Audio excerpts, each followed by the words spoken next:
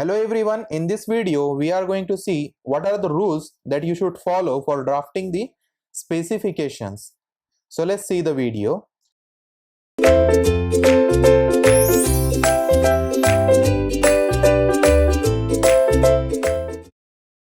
See, the specifications should be written in such a way that it gives written requirements for a material or a product or a service for the proposed project like building or any structure. See, what is specification? It is the detailed description of a particular item of work. So it would be written in such a way that it gives you the written requirements for a material. For example, if you want to describe a particular material, what you will do, you will write what are the requirements, what are the quality requirements, what are the quantity requirements. So all these are the included in specifications. So you should write that specification in such a way that it gives you the requirements of material, what should be the quality of that material that you should use in the particular item of work or in the construction, or that not only material, it may be a product, it may be a service, it may be a construction service or any other. So it should be written clearly what is the requirement of a particular service or a material. Then specifications should describe clearly the nature and class of work, then materials to be used in the workmanship and workmanship.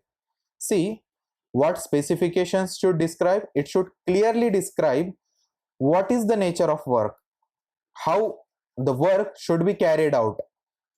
For example, if you are doing the concreting operation, so how the concreting operation should be carried out, whether it should be the manual mixing or whether it should be mixed by the concrete mixers.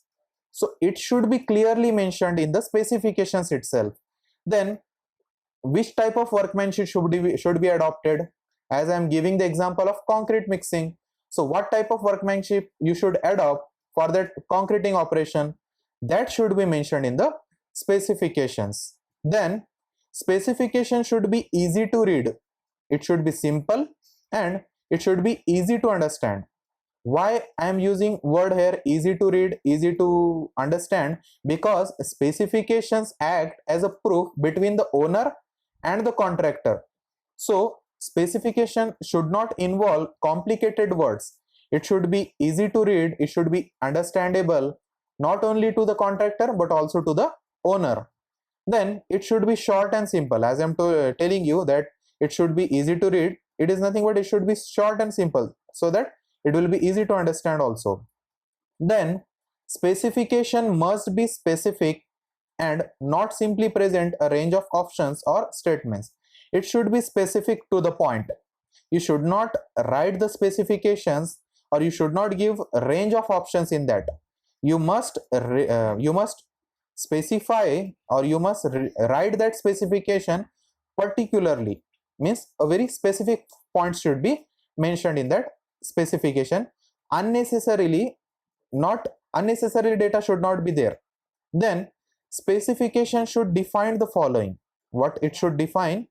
It should define the extent of work to be carried out, how much will be the extent of work or how much will be the size of work, that should be defined by the specification. Then quality of materials, as I'm telling you, as I told you, that it should specify what type of quality. Specification is nothing but, what is specification? It is a description of item. So description of item must describe or must define you the quality of material, what type of quality of material you should use, whether it is a concreting operation, whether it is brick work, whether it is plastering work. So it should be clearly mentioned that what type of quality you should use for a particular item of work. Then how materials should be placed and fixed, that is nothing but your workmanship, how you should place the material. For example, if you want to put or if you want to place the concrete in the formwork, then what should be the method of placing, what should be the method of mixing, what should be method of fixing the formwork. So all should be mentioned in the specification. Then details about particular products which are required for the compliance, that also should be defined by the specification. And acceptable standards. For example, if you are saying that this material should be used, then you should also mention it is as per the IS code or it is it has some acceptable standards or acceptable limits or permissible limits that should be mentioned in the specifications. Then it should present information in an easy to follow and logical sequence, free from repetition or irrelevant information. As I told you, that it should not have any irrelevant information which is not related to the work, whether it is not related to the work, or whether it is not related to the material, it is not related to the construction work. So it should be removed. Irrelevant information should be removed, or it should not be included into the specifications. Then it should be easy to follow, and it should have proper and logical sequence. You should not write specification in a illogical sequence. The sequence should also be very proper. Then it should present information in an easy.